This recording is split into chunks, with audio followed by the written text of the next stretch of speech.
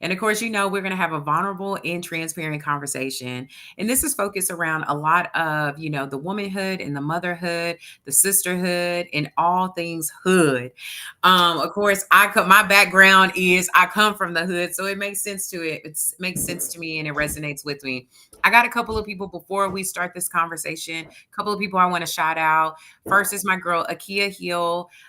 She is the owner of Hair from Scratch. I have on my hair today. It is full on black, probably about a good 22 inches or something. But there's green up under it. And I love it because green has been a color for me. And so she just makes sure that my hair is looking right and looking tight. Also, I want to shout out my girl, Gracie Escananzo. She makes sure that she is a nail artist and she just makes sure that my nails are popping. I always get asked about my nails, or the little kids at the daycare touch them and say they're so pretty, all the things. And then I also want to shout out my sponsor, B. Anderson Collection, a luxury lipstick line where they want you to live your life in color. All right. So my special guest here today, she's come on twice because there's so many other things that we just did not get a chance to deep dive into. So this is point two. But if you ran across the point two and didn't get to version one, I need you to go run it back. But if you don't know her, Danielle is a national speaker, wellness advocate, has 200 hours, registered yoga teacher, and a full spectrum birth and bereavement doula that helps Black women move out of survival mode and into thriving. She is a Texas native, and we already talked about our gummy bear snob, and I have a quick story about that because I actually went online and ordered me some. But she has supported several organizations with many trauma consciousness of signature wellness offerings, including the Lady Hawks, Reach Records, Kids Across America, Truth Table, and Abide Women's Health Services. She's also a group fitness instructor, has specialization in Pilates, group cycle, TRX, and prenatal fitness. Outside of the gym, she enjoys reading books, listening to podcasts, and watching movies with her husband, Tanashi. Am I saying that right, or did I? Tadashi. Tadashi, and lives in Atlanta, Georgia with her three beautiful and energetic sons. Y'all, welcome Danielle, my special guest, once again.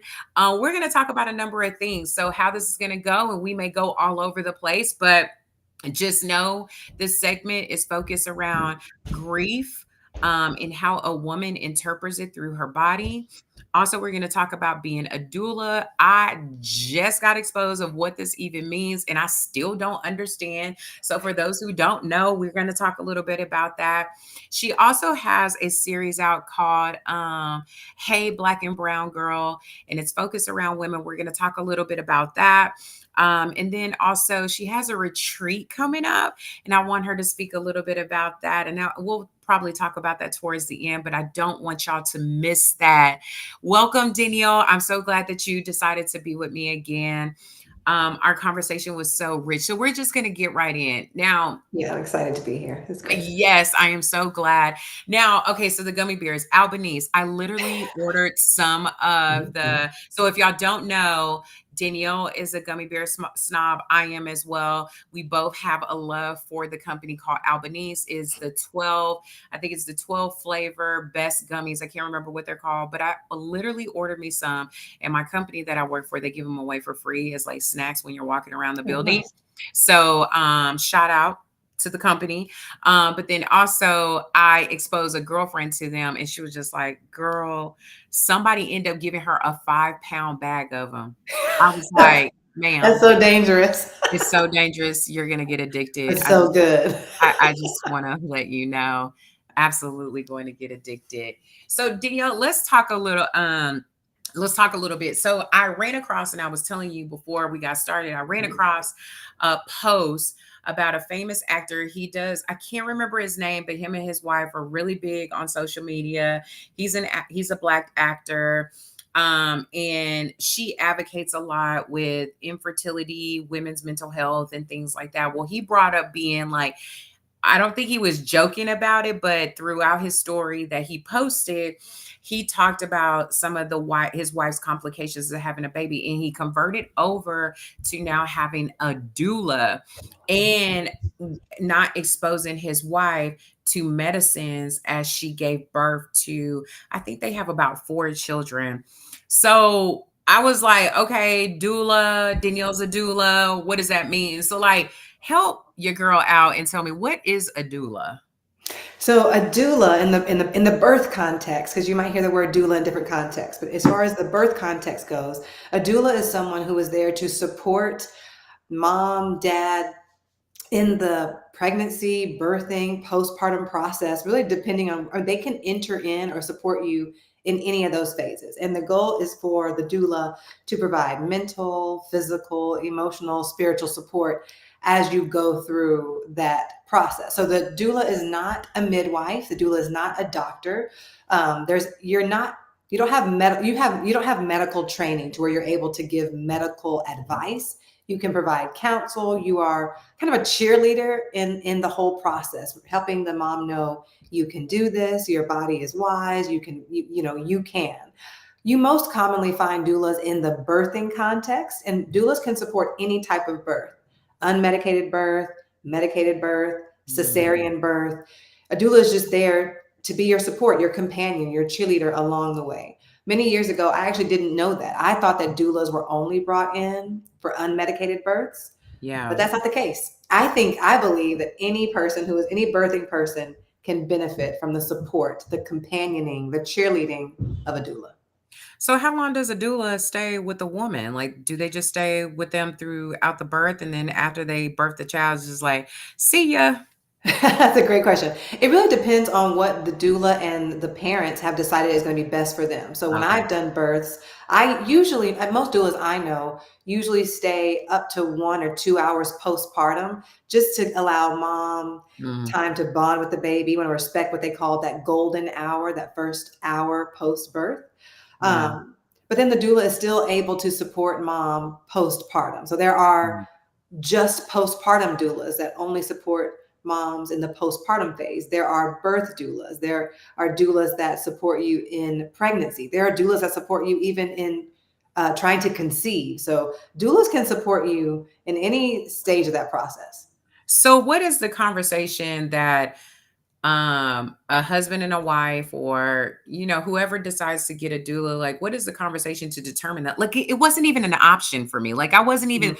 thinking about, because like in my mind I made an assumption that a doula was like a midwife. So I was just Mhm. like, why would you need this person with you? Like, I guess it's great because when I Yeah. think about my pregnancies with Michaela and Kylie, I'm just like, child, the husband was there, but honey, it was, get out my face. I don't even want to be bothered with you. Please.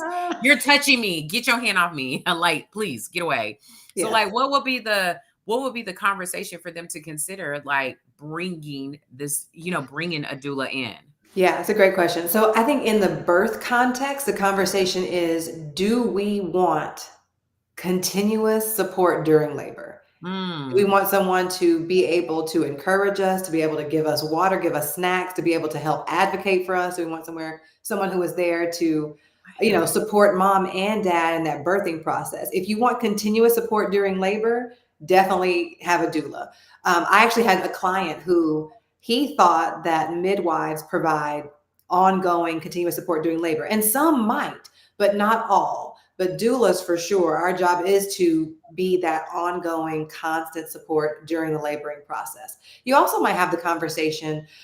You might want a doula just to help you in the prenatal phase of preparing for birth and preparing for labor. And so, a lot of I'm a big fan of a lot of mindset work going into labor, but really just going into parenting. What kind of parent do you want to be? So we do a lot of conversations around mindset and narratives and stress and past trauma to help prepare you well for this thing called parenting. girl, now wait a minute. Now just wait a damn minute. Girl, what? This is like a thing. Like, I'm like fascinated. I'm like, this is a thing. Like, where Mhm. was this? Like, when I, oh My gosh. Oh my Yes. gosh. So when I think about like, okay, so that makes me think like how important it is because like during the time that I was pregnant with Michaela, my mom deals with mental health issues. So she has been diagnosed with schizophrenic and bipolarness. And at the time she was living with us, and I just remember my pastor was like, she got to go. And it wasn't in the bad context, but she was just like, it is stressing you out because now you're caring for this other person. So thinking in that same vein, like, okay, so is there different types of doulas, like as far as male or female, or like, and then like seriously, like what would make you think like I need this extra person other Mhm. than my mom who could probably show up and do some of these things, but I found myself like, I don't need you in the room. You gonna stress me out, girl. Ain't nobody got Mhm. time for that. Mhm. Yeah, there are definitely all types of doulas. Yes, there are male doulas. Oftentimes, you'll hear in the doula world that dads are the first doulas. And so, doulas really do respect the position that dad holds. And in a birthing context, the doula is there oftentimes to, yes, support mom and dad, but really to support dad in supporting mom. So, there's been many times where I'm like, go give her counter pressure, like she, your touch will actually help Girl. bring the contractions, and help bring baby down.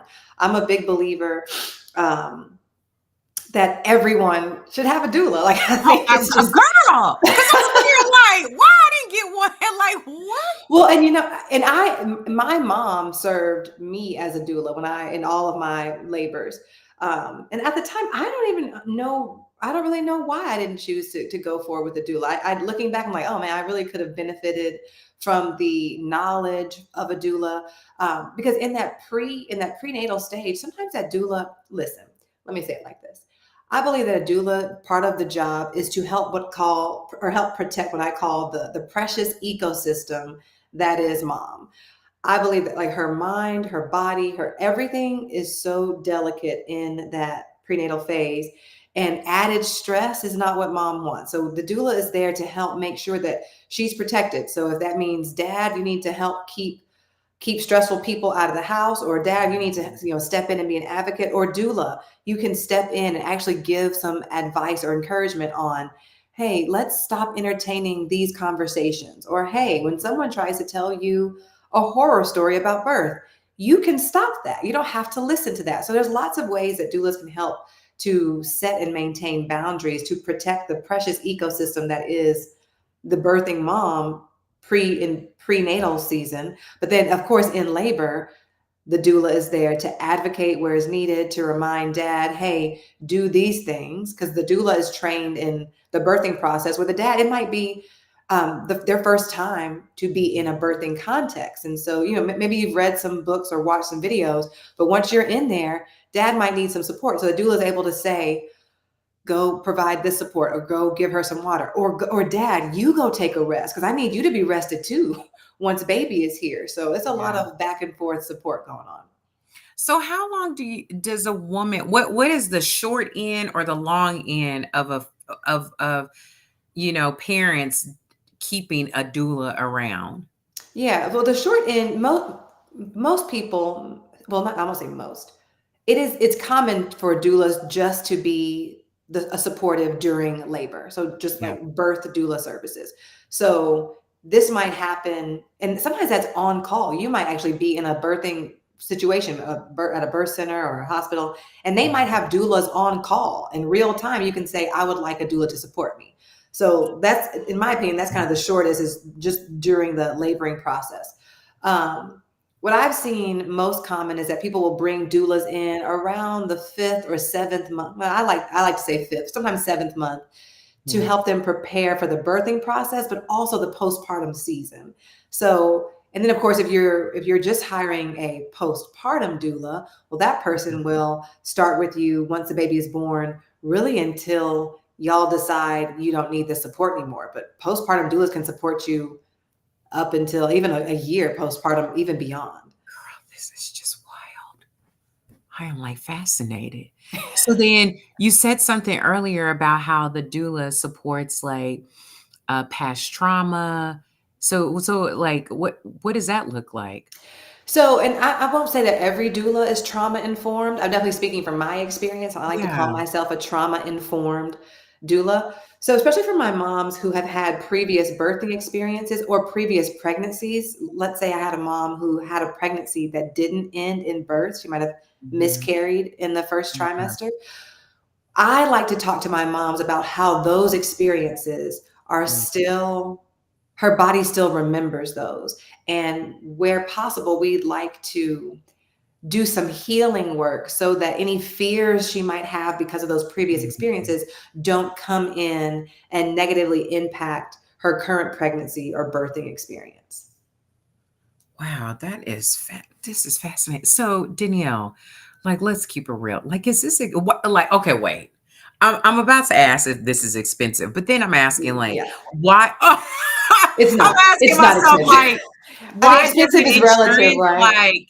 Why Yes. isn't insurance like covering this, or do they cover it, or they cover So a portion many, of it? yes, insurance has moved. A lot of insurances now, a lot of insurances will cover doula support. So, and sometimes it's you pay upfront and you get reimbursed. You have to submit some stuff, to Yeah. the insurance. But it is not expensive. I mean, sometimes on average, a doula might cost $800 to $1,500 for Yeah. depending on what type of support you want. And I actually on a group text with some doulas, and we send these images that show how someone will spend $30,000 to plan a wedding, but won't spend $800 to prepare their mind, body, and spirit to welcome a life into the Mm. world. And so I'm a big fan that I think the word expensive is relative, but I Yeah. definitely think that doulas are worth it. And of course, the scales can be different. Yeah.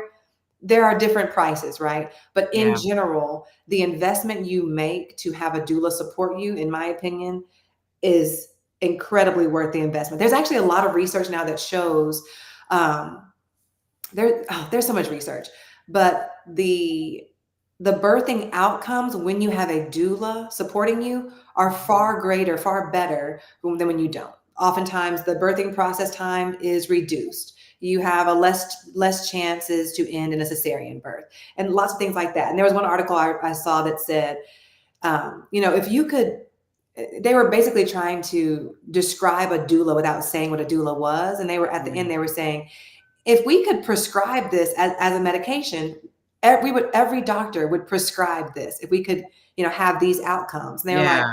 and this is simple. The prescription is to get a doula. Wow. I'm so fascinated, not to say that I'm going out to go have another kid, but Right. if I did, I would be like, "We're investing in this. I need this in my life. It will help Yes. me." But for the It's a moms great investment who and an easy way to get people to help people contribute to the investment is to yeah. put it on your registry. Sometimes if you put on there like, "Hey, I need Girl, $800 for doula support," and people will contribute to that and it's paid for. girl, shut up. It is like a whole thing. Mhm. Girl, this is a whole new world, a whole new world. It's just a whole new world. Girl, I just the post just triggered it.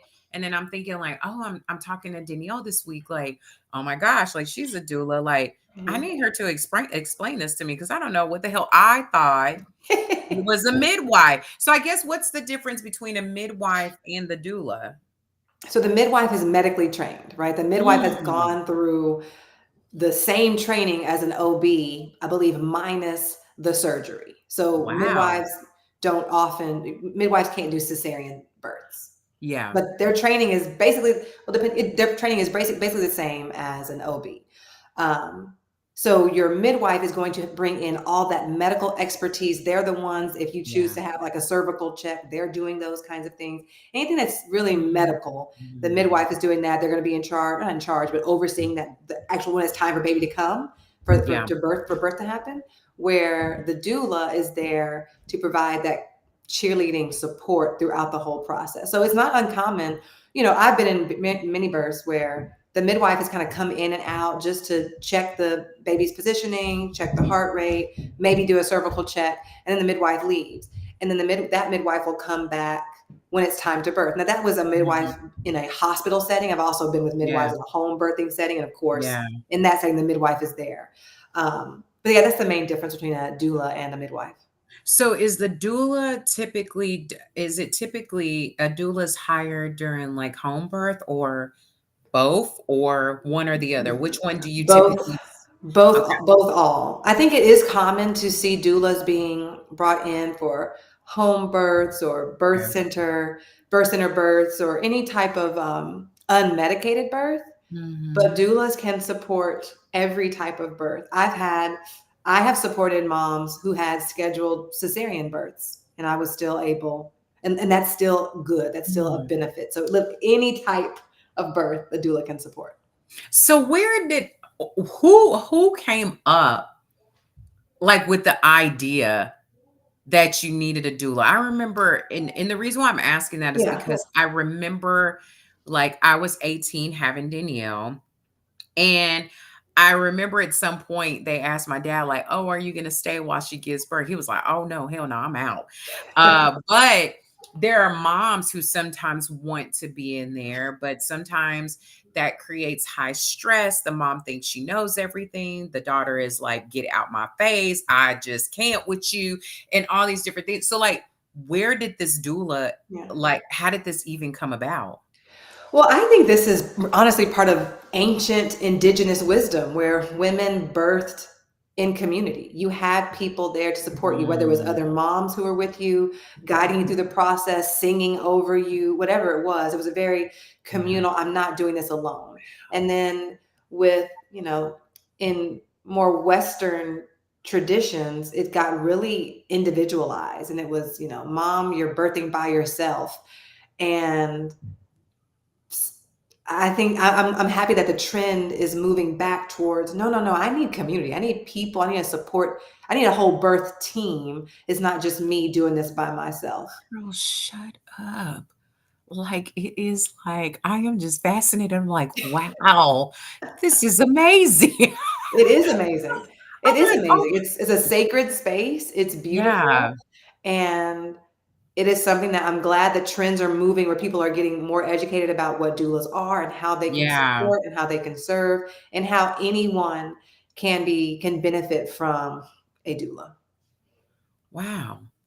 So you've have so I'm gonna redirect us a little bit and bring us into this trauma that you spoke about early on within our bodies, something that the trauma that we may experience, but not talking in such a terms of miscarriages, but just talking about the grief that we experience. And I think even with the miscarriage, you're experiencing some form of grief.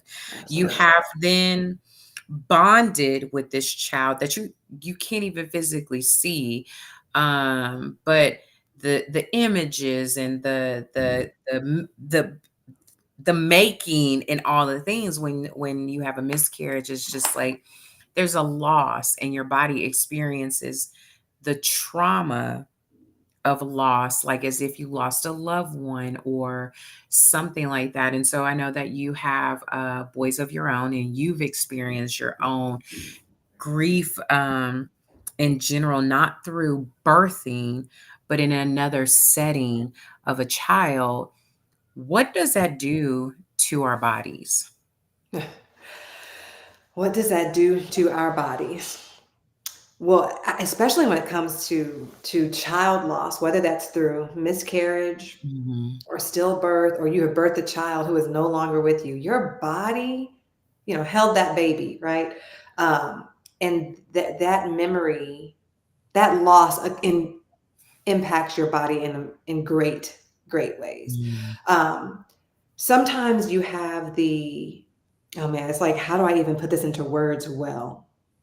it's okay. Your body is wise. Your body is so smart, and your body tells stories, and your body expects various things. So even when it comes to, children or miscarriage, your body Mhm. expected to hold that baby. Sometimes your body expected to nurse a baby. Your body expected to Mhm. be able to care for a baby well. And when that baby is not there, there is grief in the body where the nervous system was primed to do these things.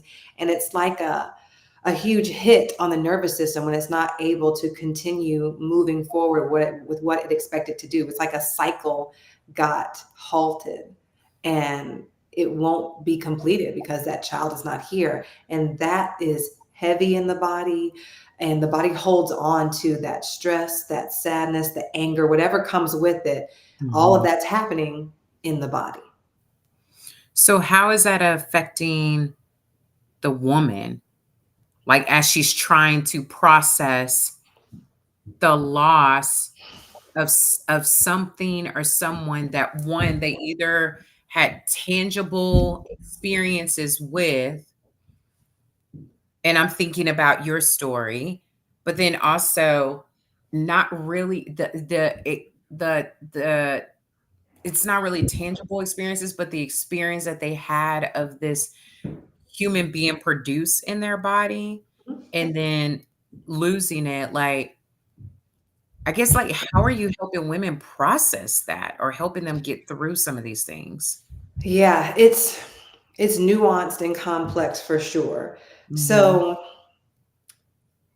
like we said before, trauma is an experience, not an event. And it's an experience that that pushes you outside your capacity to handle it. I think I said on the previous episode, I think that trauma is too much, too fast, too Yeah. soon, or too little for too long.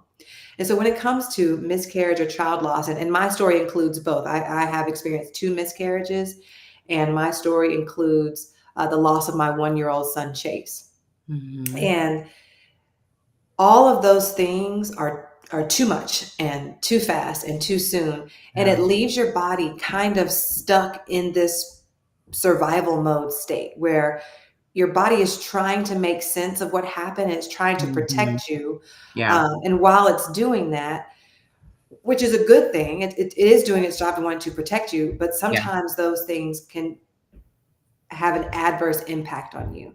So, for example, there might be stress in the body post child loss, a lot of fear held in the body, and so now when you get around certain circumstances, that fear comes flooding back. So, if walking into a hospital, that can be Mm. activating because the body remembers. The body remembers, oh man, the last time I was in this setting, something horrible happened. So now when Mhm. I walk into a hospital, all that stuff comes flooding back and I'm frozen or I'm scared or I'm angry and all that stuff's in the body. Or Mhm. sometimes it's activated when you're just around other kids and all the hopes and dreams you might have had for your own child start to Yeah. get activated when you're around other children. And then you find yourself out of nowhere angry and or mad or extremely sad or confused. Or once again, you might find yourself in a frozen, numb like state. So it's different for every person, Mhm. but those events have marked our bodies, and it's wise for us to then give attention to the body to heal from those traumatic experiences. Danielle, so how has your experience been able to help other women?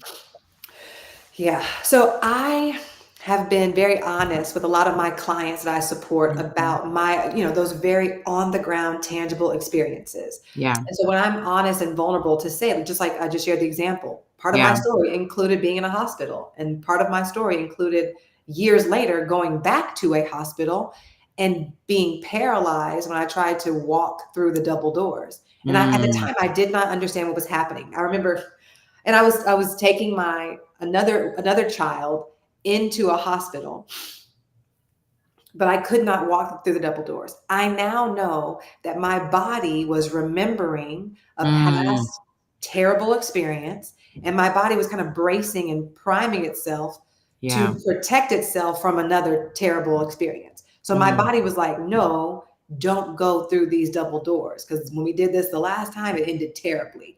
And that was an example of my body, activating to keep me alive, to protect me. And so I've been able to talk to my clients about that and ask them questions about, you know, have you experienced something similar? Is there Mm. something that you've done in the present that you don't understand it at the time, but you've been able to pause and go, oh, that reminds me of that past Mhm. trauma, that past really hard thing, that past tragedy? And once we start to recognize, okay, and I teach my clients a lot about your body doesn't know that time has passed. So my Mhm. body, it's a whole thing with the brain. I won't get into it. But when I walk back through those double doors, my body knows just enough of, hey, XYZ circumstances are just close enough to what happened 5 years ago. Now Mm. my body goes right back into that same state it was in 5 years ago. My body doesn't understand, hey, time has passed. It's been 5 years. This is actually a new situation. This is a new scenario. My body doesn't know that. So my body does what it's going to do. So, talking with my clients, I help them to be gentle with themselves and gentle with Mhm. their bodies so that they can start to, as I like to say, change the program of the body. The body Mhm. remembers what happened 5 years ago. And part of our healing practices are to help us be gentle and honor where we are while also telling our body it is safe. Time has passed. Now is not then. But that takes some intentionality, some presence, Girl. a lot of courage and willingness to be uncomfortable because you have to sometimes welcome those sensations of the body memory and let the wave kind of come up and rise and peak and fall. It's not going to stay there forever, but we have to learn to tolerate those uncomfortable sensations. Girl, listen. My mind is, oh my gosh. So Danielle, okay, so when your story that you just told right now. So I had an experience yesterday as a part of my small group where we were talking about something similar about the sensations or the feeling. And one girl, she encouraged me is to be okay with feeling what is happening, the anger that you're feeling. So I'll say Yes. that and we can touch a little bit on that. But going back to the story about what you told about the experiences that a woman goes through, like telling your story, going through the double doors, and your body's trying to protect you. Is that in any place like an indicator that you haven't healed or you haven't properly healed? Like with your example, like you're like, I walked through the double doors. It had been 5 years. I have a baby with me, but I started to get paralyzed. I know it's a trigger, but what is the trigger telling me? And is it something that I haven't intentionally spent time on? And like, what are practices that a woman can put in place Mhm. until they get the necessary medical help or help that they really need to Mhm. process all of that? Like, I know I'm probably asking like a Yeah. thousand questions all at once, Yeah. but Let me respond to that one first. yeah, So first, no, I don't think that it's an indication that the mom hasn't healed. I'm yeah, I'm a big believer that healing is complex. It's very much a journey, girl. and I don't necessarily just define healing as I no longer have the activation. It's like either or. It's like no, healing, I think the healing journey includes me being able to be present with the activation and to respond in new ways. What does that mean? Being present with the activation. Yeah. So for me in that scenario, now I know, like, if I were to be doing this again, walking through the double doors, being present Yeah, with the activation would be me allowing the sensations to come up, allowing the freeze to begin happening in my muscles, being aware of my body doesn't want to move, yeah. noticing that and not judging it, not being harsh with it, not Mhm, dismissing it, not being like, body, you're ridiculous. Just being present. And in that moment, going, okay, this is where you are. What can I do to serve my body well in this moment? Maybe I breathe. Maybe I call a friend. Maybe I walk back outside and pray and breathe and mm, ask God for some courage or something, so I can go through versus ignoring myself, versus judging myself, versus being harsh to myself when mhm, I felt the freeze coming on. So to me, noticing the freeze that my body mhm, wants to do and being mhm. gentle with it is a part of the healing process. And I can't say honestly, Now, I have not gone through a double doors recently and had that happen, but if that, let's say in 20 years, I do. I don't know, Yeah. but I have a lot of tools to serve me well, to care for myself in that moment, if and when it does happen. So you said something that triggered something in my mind. Like I've heard people tell me, they advise me, like, Brandy, don't judge yourself. Like, Mhm. you are having a human experience. And then you said it. You was like, don't judge yourself. So like, how can a woman not judge themselves? And what Yes. does judgment look like to Yes, great. themselves? Yes, great question. I think we live in a culture where we're not really taught about our bodies. We're not taught that our Mhm. body is wise, that our body is good, that our body is trying to protect us and keep us alive. So when our body does things that we haven't been taught about, our Mhm. initial response is like to judge it, to shame it, to go, "What's wrong with you? Yeah. That person over there is not dealing with this, so you get it together, walk through the Mm. doors." Mm. Um, but we need to know that our body is doing the best it can with the tools that it has to keep us alive, to keep us safe. So rather than judging it, we can honor it. So when your body does something that you don't quite understand, that feels Mhm. kind of out of the blue, rather than judging it, we can be curious. Okay, what's going on, body? What are you trying to tell me? Because listen, we've talked about this, I think, in previous episodes. Yeah. Our past is playing out in our present, which for sure will then impact our future.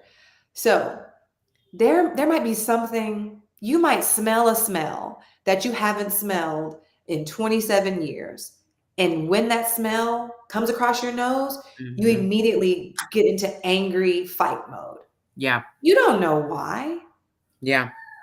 but Yeah. rather than judging your body, we can be gentle with it. Because listen, there's so much. There might be a memory from 27 years ago that your body blocked out to protect you, to keep you safe. And now you're smelling the smell that was a part of that original memory 27 years ago, and it's activating all kinds of stuff in your body, but you don't have a cognitive memory of it, and that's okay. So we don't have to judge, we don't have to judge the body. We don't have to judge ourselves for, why are you mad? Why are you angry? It's like, no, something's happening. So rather than judgment, can I be curious? Can I be gentle? And we've talked about asking the question, not why am I feeling this way, but asking Mhm. the question, what do I need right now? Yeah. So if that smell puts me into fight mode, Mhm. maybe I need some comfort. Maybe I'm in that moment aware for some reason, I'm very heightened. I want to fight. I'm scared. What do I need in that moment? But again, that takes a lot of presence. It takes a lot of vulnerability to do that. But that's what we need to, I believe, to grow in healing, to grow in health, and just to grow in general. Girl, listen, because I'm sitting here thinking, I'm not only judging myself, I'm not speaking for me in particular, I'm speaking for another woman, but like, I mean, I do my own judgment, but like judging ourselves when things like that happen, but our friends judge us too. Mhm. Yeah. So how can we help our friends to understand this is what I need, even when I don't understand it? Like, hey, I don't know what's going on, but what Right. I do know is that 27 years ago, and sometimes I don't even know how to express that it happened Right. 27 years ago. So not only just judging myself, how do I help other people not judge me for the fact Yeah. that I got triggered or Yes. something resonates in my body to recognize and forget time and feel like I'm Mhm. going through it all over again. Yep. I think we have to all remember ourselves, our friends, our community. We have to all remember that we all have a story. We all have a very unique story, and this Yeah. story is impacting our current, our present life. Mhm. The question, this is what I love. So Oprah wrote a book with a man named Dr. Bruce Perry. I think it came out in 2020, but the title of the book is called "What Happened to You." And I I think yes, right there, yes. the answer is in that title. The answer is empathy. The answer is compassion. But the answer is to remember, hey, the question when something happens like that, when your friend is activated, the Yeah. question is not what's wrong with you. The question is, What happened to you? And that's not the question to ask them in that moment. It's a question for us as humans to keep in our mind so that when we see other humans having a human experience, we can remember they have a story. Something happened to them. And Mhm. maybe right now, whatever happened to them in the past is playing out in the present. This is a kind of internal dialogue, right? Yeah. So because I know that, I can move forward toward them with empathy, understanding, care, compassion, rather than judgment or harsh words. Girl, so this reminds me girl, listen, because me being, stabbed 10, 12 years ago, I remember sharing the story recently with somebody at my job, and she was just like, "You kinda say it, like, very nonchalant and very modest." And I couldn't understand that, like, for a moment, 'cause I do sometimes, 'cause I sometimes feel like, "Oh, yes, I did deal with something," or I think it's due, you know what I think it's due to? I think it's due to the fact that people which is very true in the intent, is that, Brandy, you are not that person anymore. Mhm. But then what I do, my brain tells me, "Brandy, because you're not that person anymore, like, let that go." Mm. And so back then, so that's one thing, but back then, and even my husband does this now, he doesn't like knives to get close to me. And I don't think nothing of it. I just be like, I understand what happened to me, but having a knife in my hand doesn't trigger me anymore. It's not a trigger for me. Mhm. What is a trigger that I have recognized is when people are behind me, Mhm. or somebody's too close to me, I start getting these defenses of like, "Hey, you're like," I either adjust myself to be facing them so I can see them, Yeah. or I figure out different mechanisms or tools. And I recognize it today. I was doing an orientation, and I brought up, I was like, "Hey, I don't know about y'all." I made this comment. I was like, "I don't know about y'all. I don't like people behind me." And so because of that, we have screens in the building where you can screen share. So instead of somebody hovering over you to look at your laptop, you can just say, "Oh, I'm gonna share my screen." But Mhm. I knew for me where that came from. Like, Mhm. I knew that was due to the fact that that is it is very much so like like, I don't want to call it a trigger because I feel like we use triggers all the time, but it's something that takes me back to Sure. remembering somebody, stabbing me, or me, here's the moment that comes to mind. God is revealing it to me now. It was the moment that I ran out the door, and because I was running to protect me, to save my life, I then turned around to see if Mhm. that person was chasing me. So now I put in practices, different things to protect Brandy, because I don't want anybody behind me, Mhm. because it does bring it back. So like knives doesn't do it for me. Every now and again, if a knife gets too close or I end up accidentally cutting myself, it doesn't really bring me back, but I'm reminded because I have scars on my arms. Mhm. But that whole being behind me, I be like, "Oh no." People walking behind me, oh no. I end up adjusting myself to Mhm. move in a way, but I never thought to like feel what is going on with me, because I'm too busy in mode of like, let me adjust myself because Sure. I don't need this energy happening, like it reminds me too much of somebody being behind me. But Mhm. I love how you said like, ask don't ask you said, ask what's wrong, not no, not what's wrong, but what did What you do I just need? what do I need, instead of saying what's wrong with you. Like, it's Mhm. just like that's even triggering. Like, what do you mean what's wrong with me? Don't you know, it almost puts you in Right. defensive mode, like, don't you know I Yes. went through something, blah blah blah blah blah blah blah. And now you're not only protecting your physical body, you're protecting just like your emotion of what Yes. you're feeling. Yep. I, ugh, like that's wild. Like, it's almost like what you said, that your bodies are so wise that Mhm. if we spent time really being intentional of paying attention to our bodies, we can start to recognize things that are going on, and then be Yes. able to articulate it to our family members, our communities, or friends or people around us to understand like it has nothing to do with you. Right. It's me. Right. Yeah, absolutely. It takes a lot of vulnerability, willingness to Yeah. show to be brave and to share what's going on. And even in your example, part of it is us being brave within our own bodies to go, I'm going to allow this sensation to move through. Oh my gosh. Like, and I like to think about us. I use the analogy sometimes that we are like mountains, and various emotions that we experience are like weather on the mountain. The weather doesn't stay, it doesn't last, it's going to come and go, but it does have to move.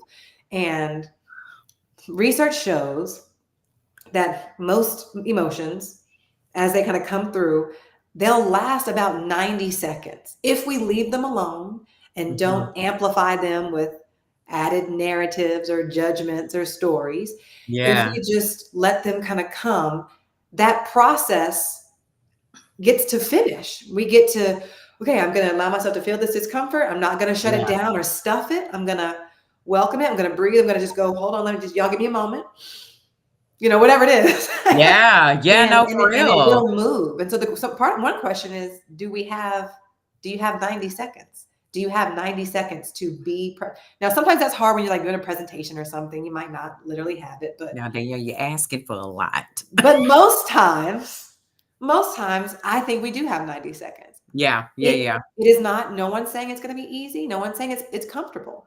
But Yeah. can I be present with that wave? Can I breathe? Can I remind myself I'm safe? Can I remind myself this is just weather on the mountain? This will Yeah. move through. This will pass. This will not Yeah. last forever. It's hard. Girl, because you sitting here saying that, I'm like, Danielle, now listen, It's that's very hard hard. because you're asking me to feel the emotion of somebody being behind me and like feeling the sensation. Like I feel threatened. I feel like Sure. that they're going to attack me. I sometimes, even though I was stabbed, like I feel like they're going to put me in a chokehold. Like my mind goes off into other things that could Sure. happen. Sure. Absolutely. So no, so I am definitely not saying do something that feels scary or dangerous. Yeah. What I'm saying is in that moment, and it's very nuanced and complex, right? Yeah. It whatever you feel, sometimes it's, can I just put my hands on that part of my body, and can I Mm, remind my body this is now, that was then? Can I remind my body mm, you are mhm, safe? And when mhm. I can learn, and this is what I had to do when I was going through the double doors. It was, Yeah. Danielle, that was then, this is now. The story doesn't have to go the same way, But that like, takes a lot of practice, Danielle. absolutely. That's why I'm a big believer, a big fan of practice, a big fan of allowing yourself to feel your feelings, and not just, scary or uncomfortable ones. Yeah. Give yourself a chance to feel joy. We live in an environment, where people like, oh my gosh, you look so cute today. And we're like, yeah, whatever. Like, no, I receive do it. that. Oh my gosh, Danielle, I do that. Oh my gosh. Go ahead, teach us, girl, because I need the help. Well, Let the it's a Lord use practice. you. Let the Lord use you. When you practice feeling gratitude and Yeah. celebration and joy and pleasure, you're teaching your body how to allow stuff to move through you. When we practice suppressing joy and Yeah. celebration, we are at the same time practicing suppressing other things. So it really is just this permission to let yourself feel. It is scary. It can be scary. It can be uncomfortable, yet it is good. So if someone gives you a compliment, Yeah. can you sit with the flurries and like, oh, thank you? Like, can you allow yourself to feel the I possible literally saw discomfort that comes with attention? It's like, I you're literally looking at me, this saw is weird. I literally saw a TikTok where Cardi B was getting a compliment, and it was by random. It was on my For You page. But as she was talking, there was like, oh, she was talking about her new album, and all of a sudden the person who was interviewing her said, "You're so pretty." And she was like, "Oh my gosh." Oh, she was like, she did a little thing or whatever. But in my mind, like, I'm just like, I don't do that. Like, I kind of like, oh, that was nice. Thank you so much. Like, thank you. Like, okay, can we move on? Because I have I try to get away from making it about me, and I try to Right. give Yeah. people other opportunities to make it about themselves. And so I kind of downplayed the comment instead of like doing, "Oh my gosh, girl," because then I do the most. Like some people, they do that to me, and I'm like, "Why you got to do the most? Why? Maybe I should stop doing that and be like, girl, feel whatever you need to feel. You look cute, girl. You look cute." Yeah. But Celebrate. for me, I'm just like, "Oh, that was thank you," and I move on. Yeah. And I think what it does is it plays into how I reflect about things that do happen to me. Because my husband tells me this. He was like, Brandy, write that down, like put it out there. Like, that was such a great moment. And I'm like, yeah, okay. Like, but that's the way I treat the compliments too. And those are Mhm. very small. So when something grandioso happens to me, or what I would consider to be grandioso, because sometimes I play with the fact that, oh well, this is not big, but other people are like, girl, this is big, like it's a stepping stone for the thing. But Mhm. because I probably need to practice just enjoying the moments, and when people say, oh girl, I love your nails, I'm like, girl, thank you, I like Mhm. them too, but sometimes I feel like I'm being boastful, or I start to feel like I need to humble myself. Like I should be more Yeah. humble. Like, don't Yeah. say that. Like, you're cute too. Like things like that to kind of take it away from me. But I think to your point is like, if you're not practicing it in these small spaces of like joy or kindness, when things do happen to you, how are you going to be able to experience, even if it's bad or if it's good? Maybe you win an Mhm. award or something and it's big, where along the prior to that, you were just winning small recognitions, and now you got this big one. Like you don't even know how to just sit in the emotion of the big one Mhm. because you didn't learn how to do that with the small ones. Right. So Yeah. that's really good, Danielle. I didn't think about that. Yeah, and that actually, I think it allows us, it kind of amplifies our life experience, in my opinion. It allows Yeah. us to experience more, life to the full or life abundantly. I have a friend that says that like joy and grief or joy and sorrow are two sides of the same coin, or if you will, let's do a slingshot analogy. And she would Yeah. say the further back you allow yourself to be pulled in grief, experiencing the Mhm. deep pain, the sorrow, crying, mourning, lamenting, the further back you allow yourself to go in grief, the greater your capacity is for joy. Like in a Mhm. slingshot, the further back you pull it, the farther that thing will go. And I think that's how Mhm. it is with emotions. If I practice only feeling within this span, whether it's compliments or hard things, I that I'm limiting my life. I'm limiting what I could be experiencing in life. But if I, with courage, allow myself to Mhm. feel more the range of human emotions, from the quote unquote good to the quote unquote bad. And I say that Yeah. because I think they just are. They Yeah. just exist. But the more I let myself tap into and feel those quote unquote bad ones, the greater my capacity is for the quote unquote good ones. That's good, Danielle. So we have a little bit of time left. I wanted to touch on your is it Dear Black? It's Dear Black Girl, Black and Brown Yeah, I was Girl. just calling it like dear black and brown women. Yeah. And then you're having a retreat coming up with you and your Yeah. sister. I saw that online. And of course, your sister posts about it. Y'all have to follow her sister. She's quite amazing, as well as Yes. Danielle. They're your family is just amazing in general. But let's talk a little bit about the retreat. Like, what is that about? Why should Mhm. people sign up for the retreat? Yes, it is called Rest, a retreat for Black women. And it is Hmm. Black women focused and all women friendly.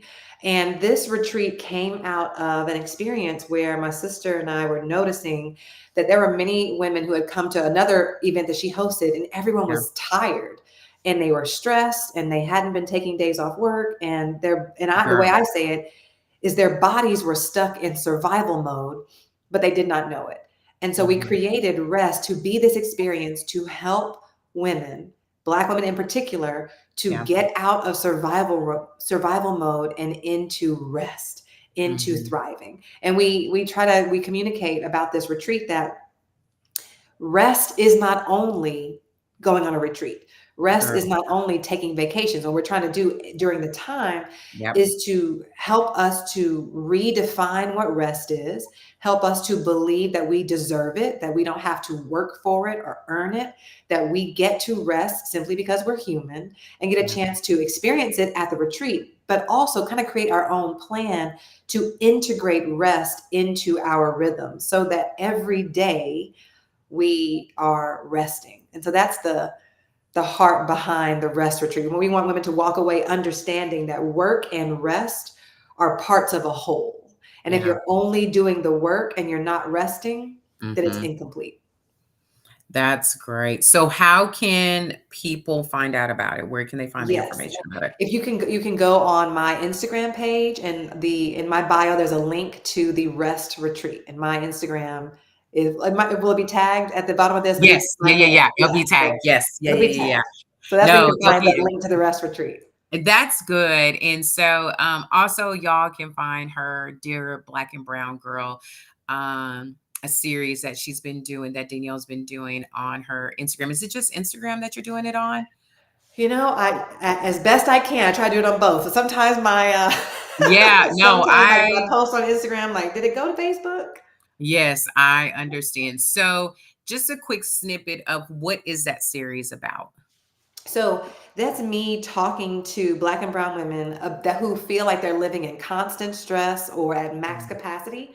And it's me offering various wellness encouragements, permission to pause, to rest, to know something different. And always underneath my work, there is this idea that I believe, many Black and Brown women are living in survival mode, but we don't know it. And so that series is trying to help Black and Brown women open their eyes to, oh, wait, that is me. Oh, wait, I am in survival mode. And the hope is I can do some education to help people see survival mode conflicts with rest. So if we can Mhm. start to work with our body to give it rest, we can slowly bring ourselves out of survival fight mode. Awesome. Y'all make sure y'all check that out. It's a great small series, but it's a mighty one that is affecting women today, especially Black and Brown women, and the things that we're dealing with, and the challenges in the history, which we don't have time to touch on, but the history that Right. we're also taking on, where there are things that are not our fault, That's but right. we're dealing with the fault of That's right. the things. So y'all make sure y'all check that out. And I'll tag Danielle's Instagram in the post so y'all can find her. Danielle, I am so grateful we had this conversation. It was so great, so rich, Always. so amazing. Thank you so much for all that you do in supporting women and women's health. I appreciate it. I learned so much, and hopefully, our viewers learned a lot as well. Thank y'all for watching us. We really do appreciate it. If there's anything that y'all think we need to bring Danielle back on about, y'all let me know in the comments, because she is definitely amazing. But thank y'all so much for watching. Have a great day.